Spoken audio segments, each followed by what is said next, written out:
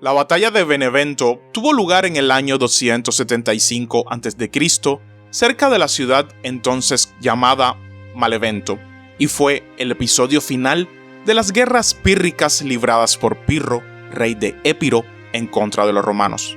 A principios del siglo III a.C., una vez finalizadas victoriosamente las guerras sámnitas, la política expansionista romana presionaba sobre las ciudades de la Magna Grecia y en particular Tarento debido a su importante posición estratégica.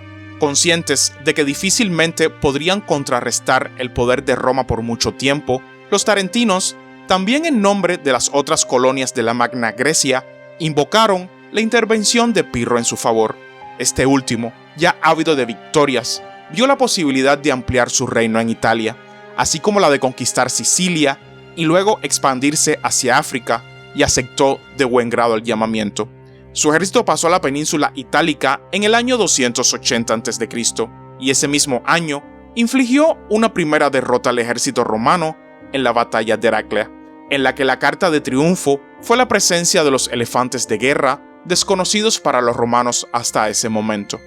Habiendo adquirido refuerzos de otras poblaciones greco-itálicas que se le unieron a la coalición, Pirro obtuvo otra victoria en la batalla de Asculo al año siguiente, pero las pérdidas fueron tan enormes que tuvo que retirarse a Sicilia para reconstituir sus fuerzas.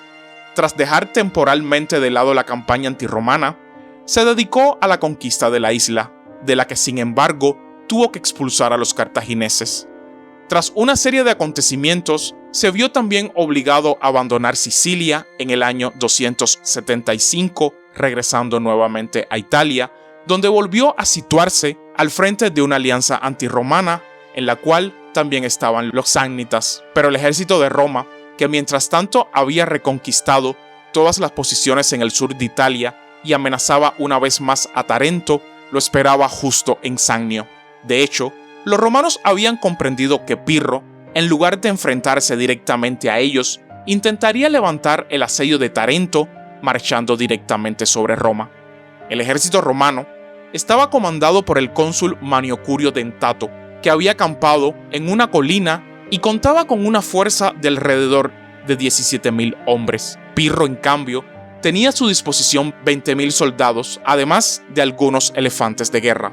En el despliegue de su ejército había secciones de caballería macedonia, griega y sámnita, mientras que la caballería estaba organizada según el modelo de la falange macedonia e incluía también hoplitas griegos, así como honderos, lanzadores de jabalina y arqueros.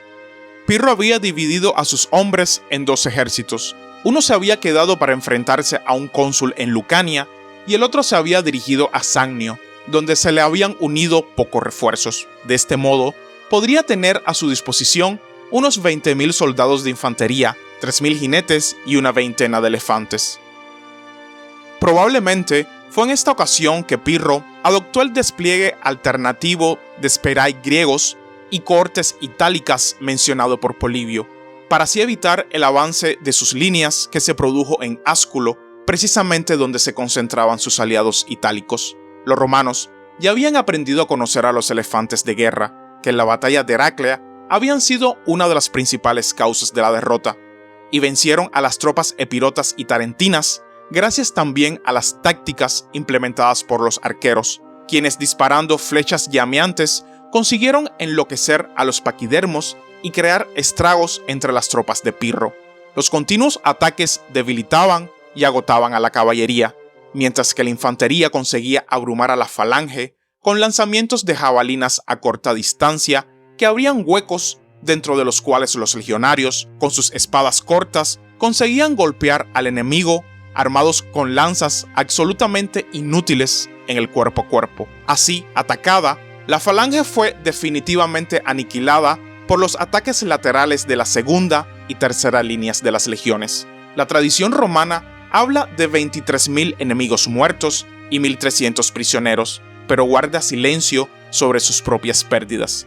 También murieron 2 elefantes de guerra y otros 8 fueron capturados.